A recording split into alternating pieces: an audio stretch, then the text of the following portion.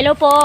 Hello po mga kasusan. Susan TV, magandang araw po sa inyong lahat. Andito po ako ngayon sa school uli dahil kahit walang pasok, nagpunta po ako kasi tutulong po ako sa kanilang magwalis. Sobrang lakas po ng hangin at sobrang lakas ng ulan na magdamag maghapon. Kahapon. Kaya marami pong walisin dito sa school. Ngayon po, naghahanap po ako ng walis para makatulong po akong magwalis sa kanila. Ayan, tignan nyo naman.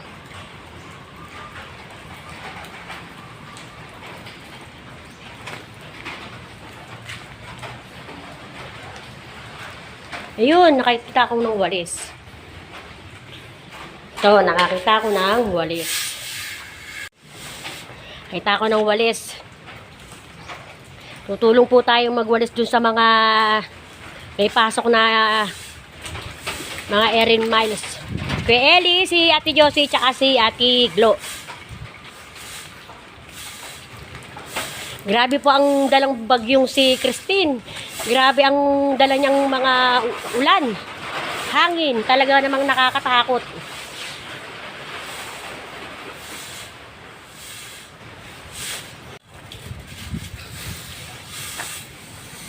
Ayan.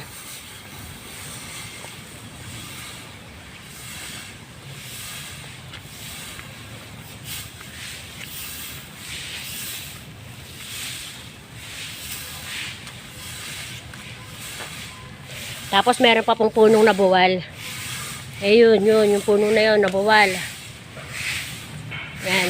Sa sobrang lakas ng hangin, sobrang lakas ng ulan, hindi po nakaligtas yung napakatagal na puno dito sa Paaralang Elementarya.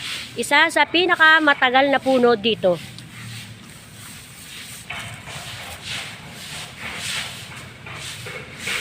Ayan po si Kuya Ellie.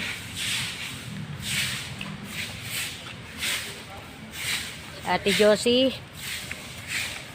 At si Ate Glo. Hello, Ate Glo!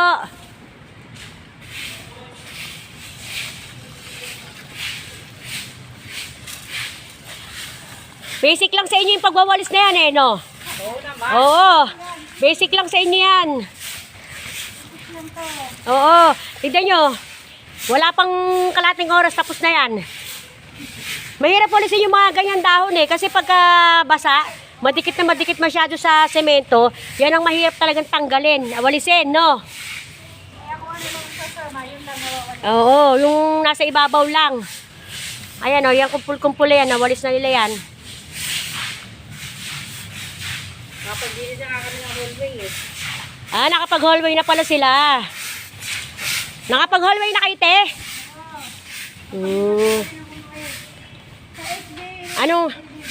Anong masasabi sa bagyong Christine? Te, ikaw, anong masasabi mo sa bagyong Christine? Ayan, maraming napinsala. Maraming nabaha, kawawa yung iba. Yung parting Bicol, at saka, ano ba to? Batangas, at saka Cavite. Yan ang mga kawawa. Oh, tama. Yan sila yung pinaka-sentro, no? Pinaka-tinamaan, lalo-lalo na yung Bicol region. Naku, mag-ingat po kayo lahat dyan, mga taga-Bicol. Sila yung mga kawawa. Tama. Ikaw, te, ano masasabi mo sa bagyong Christine? Ano siya bumalik? Umiretso na siya ng alo. Oo, tama. Umalis na siya, huwag na siyang Kasi bumalik. Maraming nasira, maraming nakawawa, mga ano. Pero may babalik pa rin, hindi niya na nga lang si Christine. Yun lang. Yun lang. Yun ang pinaka ron. Aalis si Christine pero may kapalit. Ganyan naman talaga siguro pag may umalis, may babalik. Ikaw kay Ellie, ano masasabi mo sa bagyong Christine? Eto si Kuya Ellie, kakagising lang nito Hindi kasi binantayan ng pag-asa yun kaya nakalusot. Ganun ba? O ayan narinig yun si Kuya Ellie Hindi raw binantayan ng pag-asa kaya nakalusot.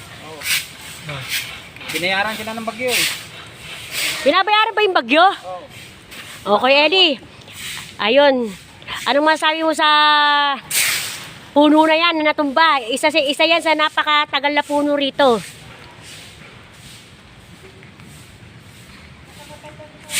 Oo. Yan puno na po yun. Yan puno na po yan na nasa likod ko. Isa po yan sa pinakamatandang puno dito sa paaralan ng San Bartolome. Ngayon, dahil sa sobrang lakas ng bagyong Christine na tuloy-tuloy ang pagulan niya, ang lakas ng hangin, yan, kaya yan na nangyari sa kanya, nabuwal siya. Pero wala naman may gusto na mangyari yan. Kaya ganun na lang siguro, no. Ngayon ay may gaasikaso raw dyan.